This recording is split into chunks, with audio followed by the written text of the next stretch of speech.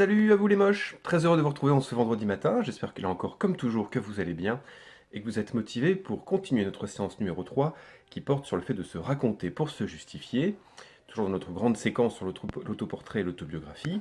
Après avoir étudié hier le texte de Rousseau extrait des Confessions dans lequel on avait vu qu'il reconnaissait ses fautes mais qu'en même temps il nous disait « bon, pas si grave que ça », autrement dit il tentait de justifier ses mauvaises actions.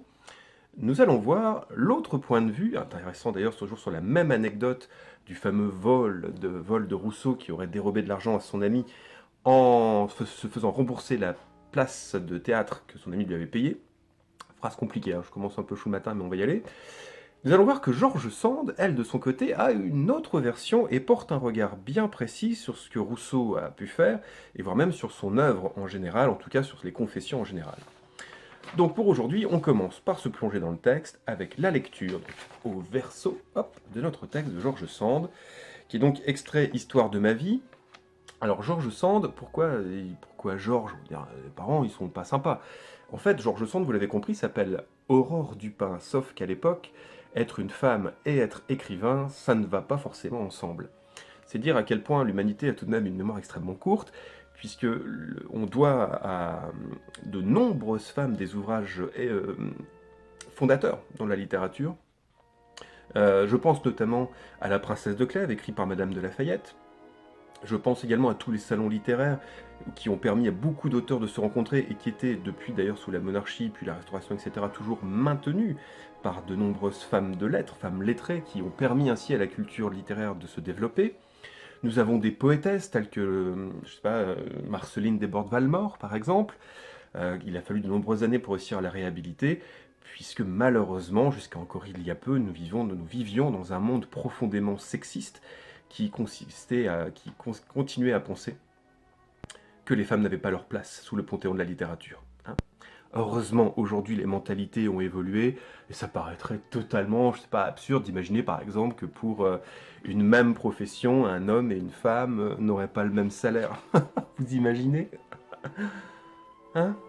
Voilà, on a encore du boulot. Alors ceci étant dit, on y va pour le texte, on se lance. Monsieur de Franqueuil, à qui Rousseau a volé de l'argent, se trouve être le grand-père de George Sand. Autrement dit, quand vous sortez un pipeau et que vous mentez, vérifiez quand même que personne ne peut vérifier derrière. Parce que là tu te fais griller, quoi. Selon Madame de Franqueuil, Rousseau aurait tout inventé afin de se disculper d'autres fautes qu'il n'avouerait pas. Dans la longue préface à Histoire de ma vie, George Sand précise sa conception de l'autobiographie en prenant ses distances avec la démarche de Rousseau. Elle revient d'ailleurs sur cet épisode. Donc Histoire de ma vie, c'est bien évidemment l'autobiographie de George Sand qui, elle, en revanche, a choisi un mode épistolaire, c'est-à-dire que c'est sous la forme de lettres, de différentes lettres, qu'elle a choisi de raconter ses souvenirs. On y va. Si la pensée des confessions était bonne, s'il y avait devoir à se chercher des torts puérils et à raconter des fautes inévitables, je ne suis pas de ceux qui reculeraient devant cette pénitence publique. Je crois que mes lecteurs me connaissent assez en tant qu'écrivain pour ne pas me taxer de couardise, c'est-à-dire de lâcheté. Mais à mon avis, cette manière de s'accuser n'est pas humble, et le sentiment public ne s'y est pas trompé. Je souffre mortellement quand je vois le grand Rousseau s'humilier ainsi et s'imaginer qu'en exagérant, peut-être en inventant ces péchés-là, il se disculpe des vices de cœur que ses ennemis lui attribuaient. Il ne les désarma certainement pas par ses confessions. Et ne suffit-il pas, pour le croire pur et bon, de lire les parties de sa vie où il oublie de s'accuser? Ce n'est que là qu'il est naïf, on le sent bien. Qu'on soit pur ou impur, petit ou grand, il y a toujours vanité, vanité puérile et malheureuse, à entreprendre sa propre justification. Je n'ai jamais compris qu'un accusé pût répondre quelque chose sur les bancs du crime. S'il est coupable, il le devient encore plus par le mensonge. Et son mensonge dévoilé ajoute l'humiliation et la honte à la rigueur du châtiment. S'il est innocent, comment peut-il s'abaisser jusqu'à le prouver? Alors cette dernière phrase, on pourrait en discuter, parce que ça sous-entend que si vous êtes innocent, a priori, vous n'avez pas besoin de le faire, ce serait jouer le jeu de vos accusateurs que de devoir vous défendre. Malheureusement, dans le monde d'aujourd'hui, je pense qu'on doit quand même être capable de se défendre de plus en plus, même si vous êtes innocent, parce que normalement, on est censé vous présumer innocent jusqu'à preuve du contraire. Dans les faits, malheureusement, c'est souvent l'inverse. Je ne fais point ici un ouvrage d'art, Je m'en défends même, car ces choses ne valent que par la spontanéité et l'abandon, et je ne voudrais pas raconter ma vie comme un roman. Là encore, on s'attardera sur cette fin de texte très intéressante. Alors vous avez aussi pour George Sand, je reviens dessus, la possibilité de cliquer sur la toute petite souris ici qui vous donne un lien qui vous permet de visionner un petit film d'animation très sympathique sur la vie de George Sand, en format très court, avec des petits trucs très colorés, très mignons, c'est tout flashy, c'est-à-dire que même Alexia, elle pourra regarder sans s'écrouler. Donc ça va être très très bien, c'est plein de trucs... c'est bien fait.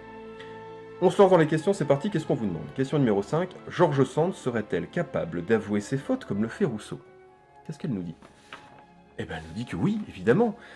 George Sand serait capable d'avouer ses fautes, elle n'est pas lâche, comme dit, ses lecteurs ne peuvent pas la taxer de couardise, on cite la ligne 3 et 4 pour le prouver, je crois que mes lecteurs me connaissent assez bien en tant qu'écrivain pour ne pas me taxer de couardise. Il est vrai que George Sand est réputée pour être une femme de caractère, et qui ne mâche pas ses mots lorsqu'il s'agit de le faire. Je rappelle, on est dans une époque où les femmes doivent s'affirmer, et en tout cas c'est difficile pour elles de le faire, mais il faut beaucoup de courage, et George Sand n'en manque pas. Par exemple, elle porte un pantalon. Elle porte des pantalons. Là, vous dites, et alors? Bah oui, mais à l'époque, au 19e siècle, cette tenue-là n'était autorisée pour les dames que si elles avaient une justification, à savoir si notamment il fallait qu'elles montent à cheval ou des choses comme ça, qui donnaient l'autorisation pour une dame de porter un pantalon. Eh bien, George Sand fait partie du mouvement de celles qui en portaient, même si elles n'avaient pas d'autorisation, et qui disent, je mets ce que je veux, mon gars, et puis si t'es pas content, tu traverses. Alors ça nous paraît à nous aujourd'hui, il y a des années-lumière de ce qu'on pense pouvoir pratiquer, et pourtant, je vous garantis que ce n'est pas si éloigné que ça. Je vous invite par exemple à poser la question à vos grands-parents, et à leur demander si, vos grands-mères notamment, si elles pouvaient à l'époque de leur jeunesse s'habiller comme elles l'entendaient, pourtant pas si loin que ça. L'arrivée de la mini-jupe, ces petites choses-là par exemple, qui sont tout de même des signes de liberté, et qui encore aujourd'hui pourtant font parfois jaser, c'est-à-dire l'évolution des merveilleuses mentalités d'aujourd'hui. Toute cette liberté-là qui vous paraît acquise ne l'a pas été si facilement et n'est pas si ancienne que ça. Vous avez remarqué, j'ai du mal aujourd'hui à parler. Je ne suis pas réveillé, mais on s'accroche, on y va. Allez, vous endormez pas. George Sand, toujours pour appuyer ce que je disais, c'était un tempérament flamboyant, c'était notamment, alors elle était pétrie de qualité, notamment alors une plume merveilleuse, hein, je vous invite à lire tout ce qu'elle a pu écrire, même les petites choses, par exemple La Mare au diable, c'est très court, c'est un petit roman léger, un peu amoureux, c'est superbe, c'est magnifique, ça vous marquera, et parmi les nombreuses qualités qu'elle avait aussi, elle fumait le cigare et elle buvait du whisky. Moi je dis bravo. Moi à partir de là, moi je suis... Et ma femme derrière, je peux pas le dire, mais je crois que je tombe amoureux, hein, un peu quand même. Bon, on enchaîne. Question numéro 6, on vous demande. Que pense-t-elle de la démarche de Rousseau? Autrement dit, on est directement dans le vif du sujet. Le croit-elle sincère? Elle trouve, et vous l'avez compris, que la démarche de Rousseau est une démarche orgueilleuse. Elle considère que le fait de devoir soi-même se justifier des péchés qu'on annonce est une démarche qui n'est que pure vanité. Vous ne devriez pas avoir à faire ça.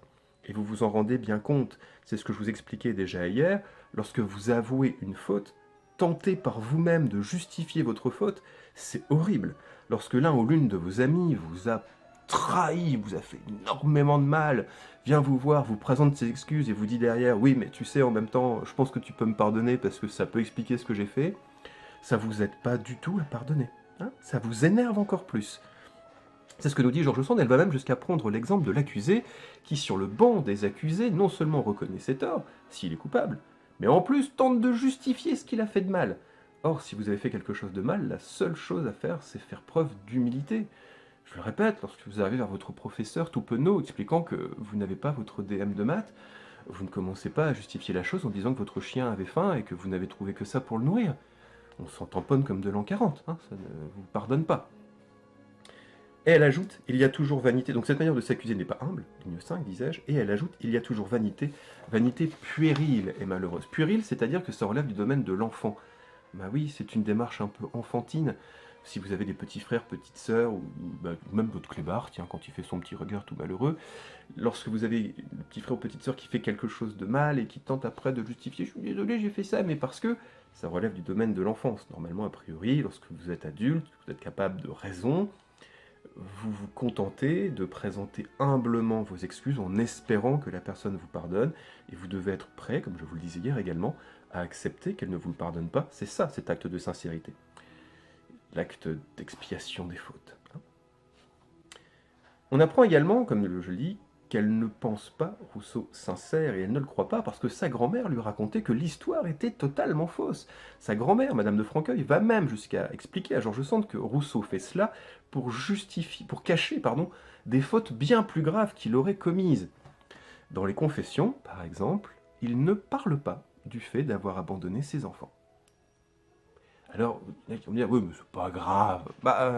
Quand même, un petit peu.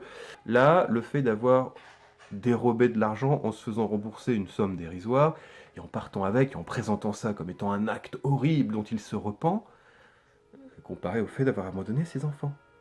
Hein, vous voyez un peu le deux poids, deux mesures?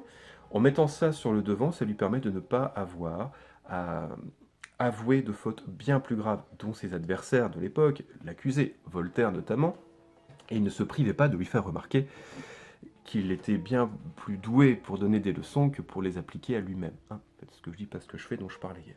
Pause café. Fighting. Que vous disais-je? En reconnaissant des petites fautes en les exagérant, il dissimule les travers plus sombres de sa personnalité, personnage complexe, Rousseau, après tout. Est-ce que ce n'est pas plus intéressant aussi?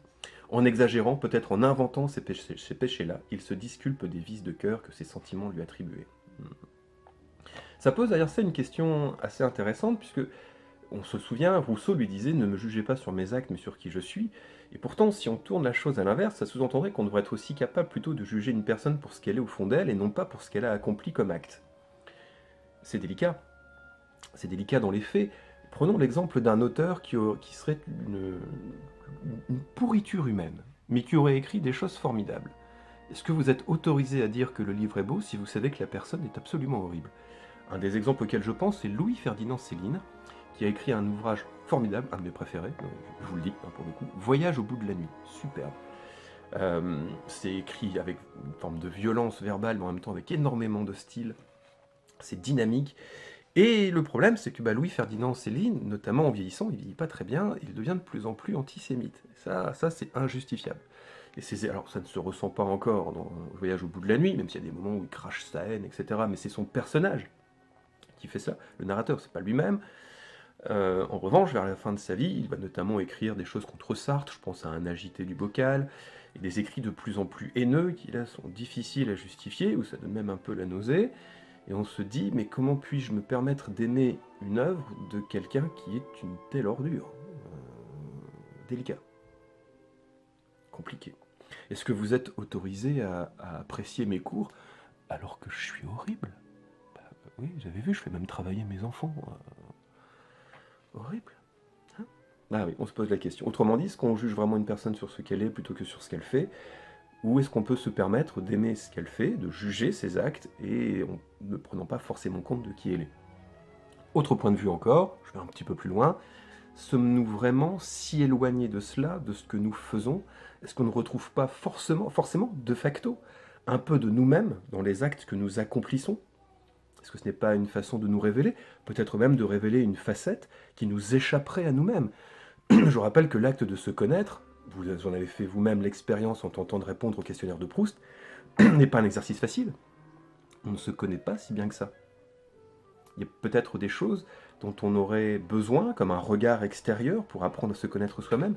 Peut-être que vos amis savent de vous des choses que vous ignorez vous-même, de vous-même.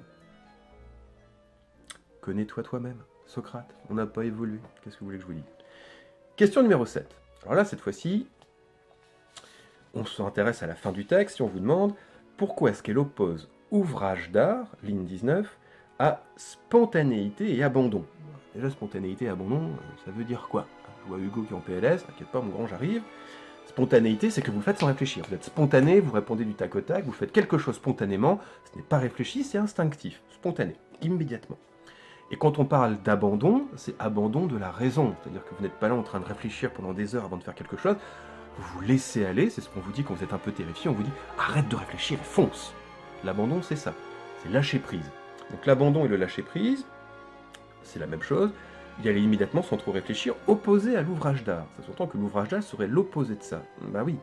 George Sand nous explique qu'un ouvrage d'art, c'est quelque chose qui est travaillé, qui relève du domaine de la raison, du travail. C'est-à-dire qu'on a réfléchi à ce qu'on voulait écrire. Une œuvre d'art est forcément quelque chose qui va chercher esthétiquement à être beau. Alors, il y a différents points de vue là-dessus, mais en tout cas, pour l'instant, au XIXe siècle, ça changera un peu au XXe, mais au XIXe siècle, à l'époque de George Sand, on peut considérer que l'esthétique est quelque chose qui se travaille, et notamment en correspondance avec Flaubert, qui deviendra un de ses très grands amis. Alors Flaubert, Gustave Flaubert, énorme auteur de la littérature française aussi, je vous dis ça. Et Flaubert est réputé pour être un artisan de la phrase, c'est-à-dire qu'il va passer des heures et des heures déjà à lire pour se documenter, des heures et des heures à retravailler le style. Il commencera d'ailleurs avec une carrière un peu romantique finalement, je pense à Un cœur simple, que je vous conseille, c'est formidable, Un cœur simple, c'est superbe. Et on aura ensuite le grand Madame Bovary qui va poser les fondations d'un style qu'on appellera le réalisme. Culture personnelle, je vous glisse ça comme ça. Donc cette époque-là, on considère que l'œuvre d'art, c'est quelque chose qui se travaille, qui ne relève évidemment pas de la spontanéité, puisque ça doit être quelque chose qui va nécessiter réflexion, et puis énormément de temps d'application pour modifier la chose. La rendre plus belle encore. Il faut qu'elle soit travaillée. On est donc opposé à quelque chose de naturel. Ce qui s'oppose au naturel, c'est l'artificiel. Ce qui n'est pas naturel, bonjour mère nature, c'est l'artificiel, ça c'est tout ce que l'être humain a fait. Dès qu'il y a intervention de l'homme, on sort du naturel pour aller vers l'artificiel. Ça ne veut pas dire que c'est bidon en carton-pâte, hein. Ça veut dire que si c'est artificiel, ça a nécessité le travail d'un artisan, d'un artiste, quand c'est bien fait, c'est-à-dire le travail de l'homme. Une œuvre d'art, ça relève de l'artificiel. Et elle nous dit que pour autant, c'est ce que je vous dis, reconnaître ses fautes pour se justifier, ce n'est pas quelque chose de naturel. C'est quelque chose qui va être justement artificiel, soigneusement élaboré, comme le serait une œuvre artistique. À partir de là, peut-on encore parler de vérité? Et oui. Si vous prenez votre vérité pure, vous la sortez de votre cœur comme ça, voilà, ça c'est la vérité, mais vous souhaitez en faire une œuvre d'art. Je suis super fort en mime, je trouve, je suis super balèze. Hein. Vous dites, faut que je le travaille, ça, je peux pas le sortir comme ça ressemble à rien, c'est moche. Donc vous retravaillez cette vérité, mais à partir du moment où une vérité est retravaillée, c'est qu'elle est transformée. Transformer la vérité, c'est mentir, les gars, hein, c'est mentir. Quand vous essayez de justifier ce que vous dites à vos parents en racontant une vérité, mais vous oubliez 2-3 détails ou vous changez un petit truc, vous mentez. Oui.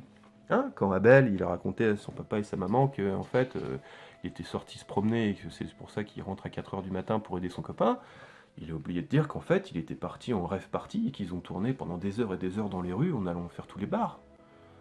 Oui, Abel, j'avais dit que j'en parlerai pas, je suis désolé, mais je balance, hein. Voilà, à un moment, il faut que ça se sache quand même. Donc, transformer la vérité, c'est mentir. C'est ce que nous dit George Sand. Si on s'engage toujours sur ce fameux pacte autobiographique à être honnête avec notre lecteur, on ne peut pas être dans le domaine de l'œuvre d'art travaillée et artificielle. Il faut que ce soit naturel. Donc que ce ne soit pas trop travaillé.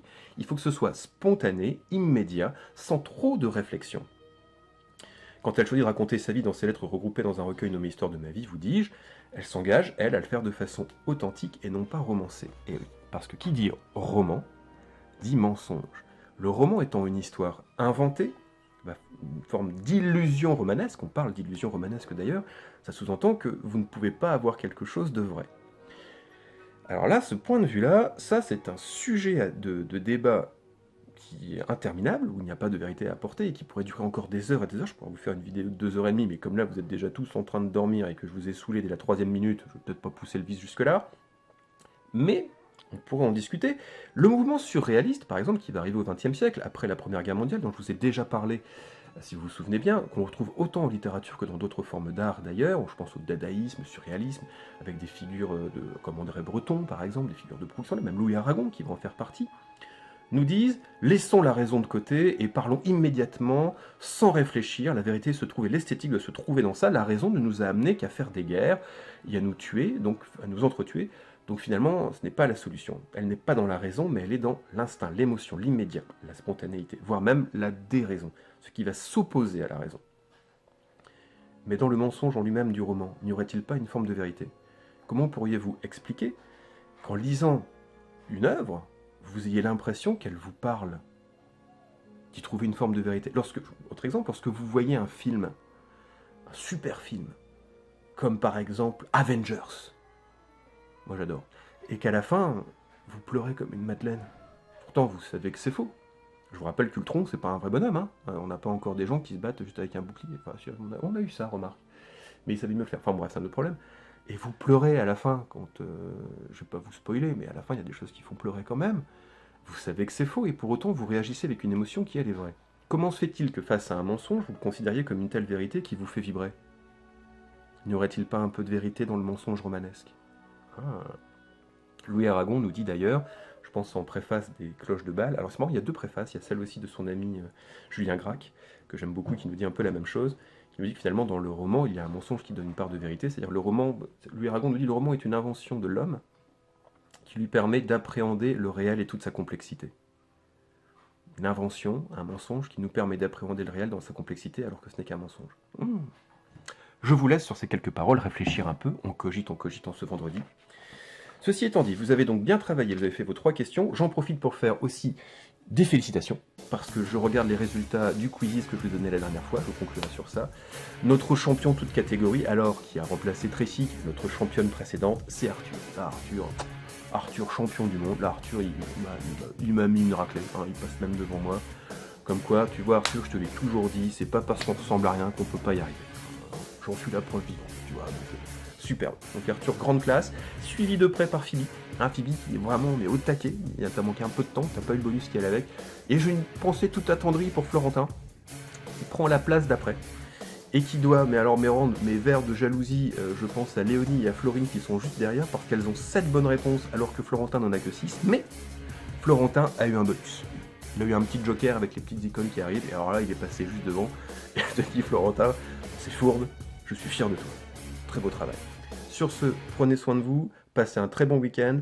On se retrouve pour la 3e partie. Cette fois-ci, je vais vous faire écrire.